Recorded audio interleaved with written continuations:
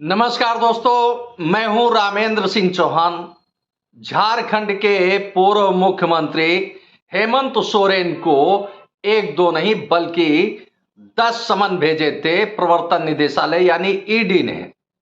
लेकिन जब 10 समन के बाद भी प्रवर्तन निदेशालय के सामने हेमंत सोरेन नहीं पहुंचे तो प्रवर्तन निदेशालय ने अपने कानूनी हथियार का भरपूर उपयोग किया और हेमंत सोरेन को उनके बंगले से, यूं कहें कि उनके बंगले से घसीट कर लाई और जेल में डाला।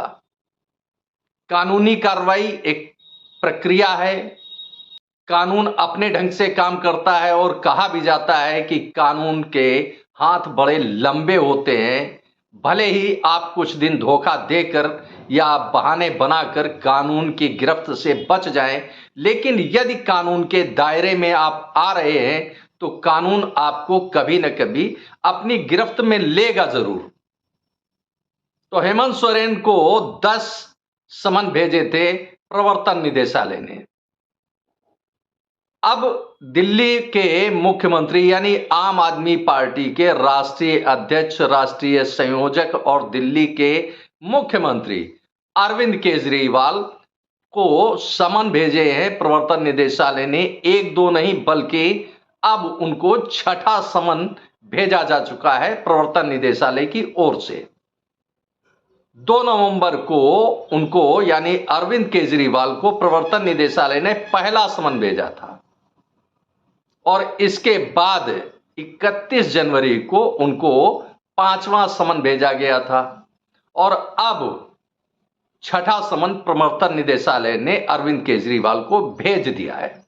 तो इस तरह से देखें तो एक दो नहीं बल्कि 6 समन प्रवर्तन निदेशालय ने अरविंद केजरीवाल यानी दिल्ली के मुख्यमंत्री अरविंद केजरीवाल को भेजे हैं।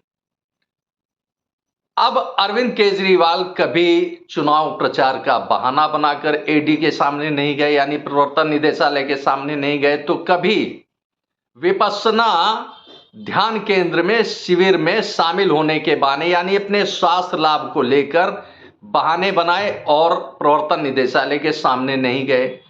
कभी प्रवर्तन निदेशालय के समन को गैर कानूनी बता दिया।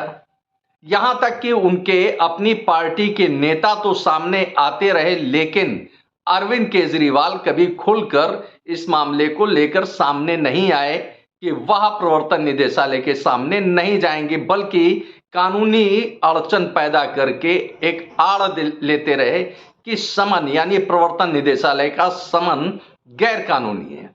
अब जब 5 समन प्रवर्तन निदेशालय ने अरविंद केजरीवाल को भेजे और वह नहीं हाजिर हुए प्रवर्तन निदेशालय के सामने, तो प्रवर्तन निदेशालय ने राउज एवेन्यू कोर्ट में अपनी बात रख दी यानी एक तरह से पूरा पक्ष रख दिया प्रवर्तन निदेशालय ने कोर्ट के सामने कि बार बार बुलाने के बाद अरविंद केजरीवाल यानी दिल्ली के मुख्यमंत्री अरविंद केजरीवाल प्रवर्तन निदेशालय के सामने नहीं आ रहे हैं।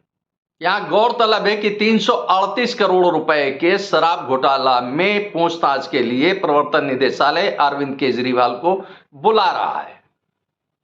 अब जब राउज एवेन्यू कोर्ट में मामला गया तो राउज एवेन्यू कोर्ट ने भी अब दिल्ली के मुख्यमंत्री या यूं कहें कि आम आदमी पार्टी के नेता अरविंद केजरीवाल को 17 फरवरी को तलब कर लिया है। इतना ही नहीं, राउज एवेन्यू कोर्ट ने अरविंद केजरीवाल को शराब घोटाले में अभियुक्त भी मान लिया है।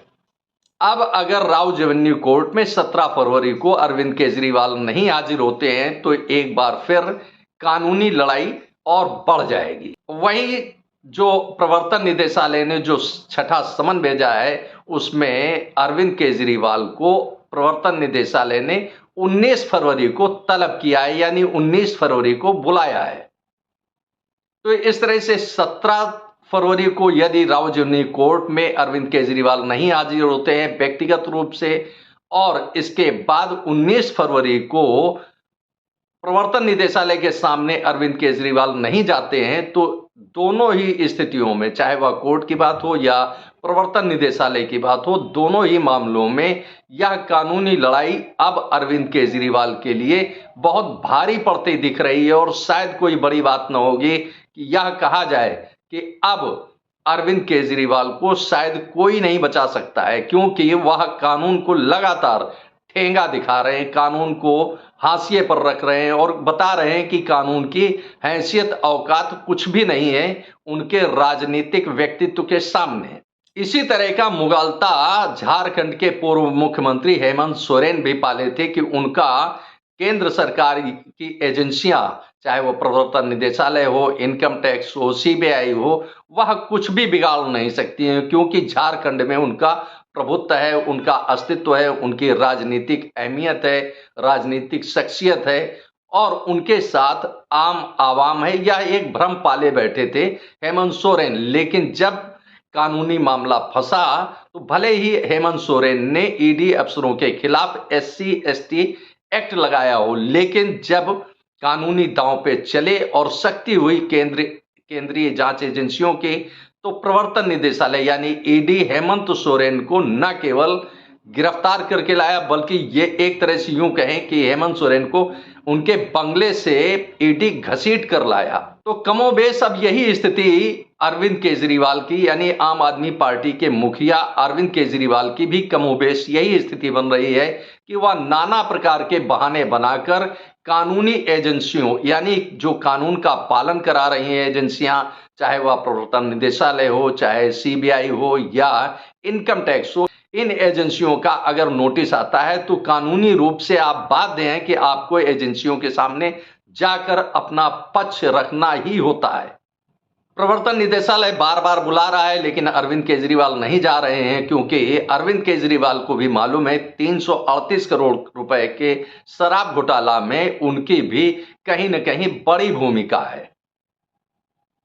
और ऐसे में जब वह प्रवर्तन निदेशालय के सामने जाएंगे तो निश्चित रूप से अरविंद केजरीवाल को प्रवर्तन निदेशालय के कठिन सवालों का जवाब देना होगा, कठिन सवालों का सामना करना होगा। अगर यह कठिन सवाल नहीं होते और शराब घोटाला नहीं हुआ होता तो अब तक चाहे वह दिल्ली के पूर्व उप मुख्यमंत्री मनीष सिसोदिया हो या राज्यसभा सदस्य संजय सिंह हो, इनको अभी तक आखिर न्यायालय ने यानी कोर्ट ने अभी तक जमानत क्यों नहीं दी है।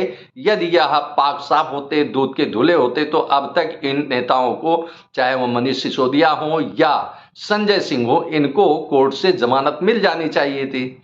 लेकिन जमानत कोर्ट ने नहीं दी है। जाहिर सी बात है कि कहीं न कहीं बड़ा मामला है जो इन दोनों राजनेताओं के गले में बुरी तरह से फंसा हुआ है, जिसकी वजह से अभी तक मनीष सिसोदिया और संजय सिंह को जमानत नहीं मिली है।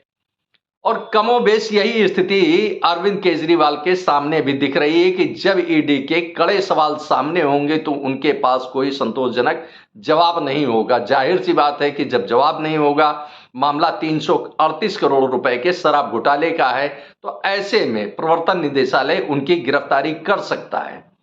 अब हालात यह है कि जितना लंबा अरविंद केजरीवाल इस मामले को खींचेंगे, कानूनी दांव पे चलेंगे और ईडी के सामने नहीं जाएंगे, उतनी ही अधिक मुश्किलें अरविंद केजरीवाल के सामने खड़ी होंगी कानूनी। क्योंकि कानून के हाथ न केवल लंबे होते हैं बल्कि बड़े सख्त भी होते हैं। कानून जब अपनी गिरफ्त में लेता है तो उसके पास कुछ न कुछ साक्ष्य और सबूत होता है। इसके पहले क्राइम ब्रांच इनके आवास पर जा चुकी है, इनके सहयोगी आतिशी के यहाँ भी जा चुकी है पूछताछ के लिए, लेकिन यह चाहे वह आतिशी हो या अरविंद केजरीवाल हो, कानून को केवल ठेंगा दिखा रहे हैं और जांच में कोई सहयोग नहीं कर रहे हैं। अब यही बात रावजीवन्यू कोर्ट में प्रवर्तन निदेशालय ने कही है कि अरविंद केजरीवाल को समन भेजे जा रहे हैं, लेकिन वह जांच में सहयोग नहीं कर रहे हैं और न समन भेजे जाने पर आ रहे हैं, जिस पर अब रावजीवन्यू कोर्ट काफी सख्त नजर आया और उसने यह साफ तौर पर कहा कि अरविंद केजरीवाल न केवल इसमें पूछताछ के लिए बुलाया जा रहा है बल्कि वह एक अभियुक्त भी है इस मामले में, जैसा कि दिखा। अब इसे दूसरे ढंग से भी कह सकते हैं कि अरविंद केजरीवाल जो आम आदमी पार्टी के मुखिया हैं, दिल्ली के मुख्यमंत्री हैं, अरविंद केजरीवाल छल प्रपंच रचने में भी अपनी महारत रखते हैं। कभी वह कहते हैं कि भारतीय जनता पार्टी के आला नेता उनको बुला रहे हैं कि भारतीय जनता पार्टी में शामिल हो जाओ, सारे खून माफ कर देंगे, यानी सारे जो उनके भ्रष्टाचार हैं उनको माफ कर देंगे। लेकिन अरविंद केजरीवाल खुद ये कह रहे हैं, एक भ्रम फैला रहे हैं कि वह कुछ भी हो जाए वह भारतीय जनता पार्टी में नहीं जाएंगे।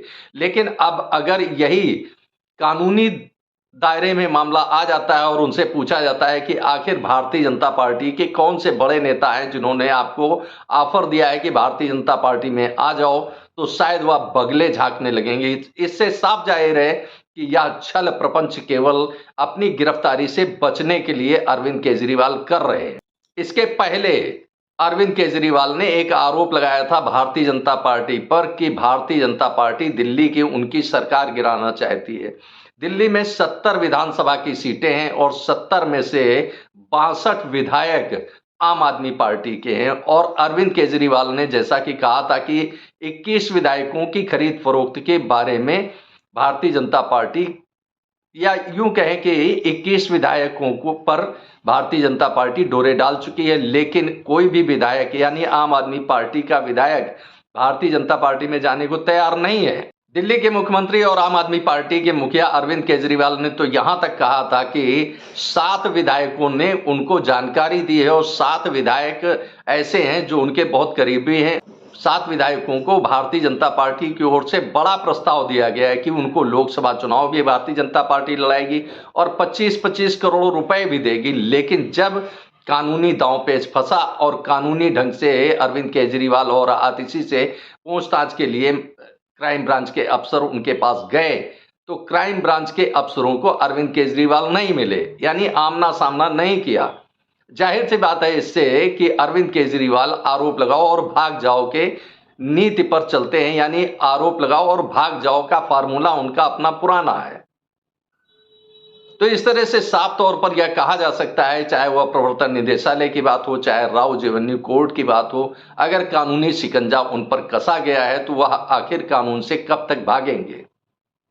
कानून की यह लड़ाई, यानी जितना वह अरविंद केजरीवाल कानून से भागते रहेंगे, कानूनी मुश्किलें उनके लिए उतनी ही अधिक बढ़ती जाएंगी, क्योंकि कानून से भागना अपने आप को जोखिम में डालना है। अब अगर आप पाक साफ हैं, दूध के धुले हैं, तो कानून के सामने जाने से आपको भय क्यों लग रहा है, यह एक बड़ा सवाल उठता है। अब अगर अरविंद केजरीवाल की 338 करोड़ रुपए के शराब घोटाले में कोई भूमिका नहीं है, तो उनको कानून के सामने जाने से डर क्यों लग रहा है, यह एक बड़ा सवाल उठता है। झारखंड के पूर्व मुख्यमंत्री हेमंत सोरेन भी कह रहे थे कि वह पाक साफ है, उनका कहीं कोई मामला नहीं है। लेकिन जब प्रवर्तन निदेशालय ने कानूनी ढंग से उन पर शिकंजा कसा और उनसे जांच पड़ताल में, तो बहुत सारे राज खुल रहे हैं। धीरे धीरे राज खुलकर सामने आएंगे। इसी तरह से अरविंद केजरीवाल भले ही आज बच रहे हों कानून से, लेकिन जब गिरफ्त में आएंगे ईडी की, तो निश्चित रूप से बड़े खुलासे होंगे, इसमें कोई शक नहीं है। तो अब हालात देखकर यही लग रहा है कि शायद अब अरविंद केजरीवाल को जेल जाने से कोई नहीं बचा सकता है, क्योंकि वह एक के बाद एक कानूनी तौर तरीकों को धता बता रहे हैं या अंगूठा दिखा रहे हैं। आपने इस वीडियो को देखा, आपको यह वीडियो कैसा लगा कमेंट बॉक्स में हमें अवश्य बताएं। वीडियो को शेयर करें। यदि आप हमारे चैनल पर नए हैं तो हमारे चैनल को सब्सक्राइब करें, जिससे हमारे आने वाले वीडियो, आने वाले नोटिफिकेशन आपको मिल सके। दोस्तों, वीडियो को लाइक करना ना भूलें। आप लाइक करते हैं तो हमारा प्रोत्साहन होता है, हमारा मोटिवेशन होता है। आपने वीडियो को देखा, आपका बहुत बहुत धन्यवाद। Thank you. जय हिंद, जय भारत।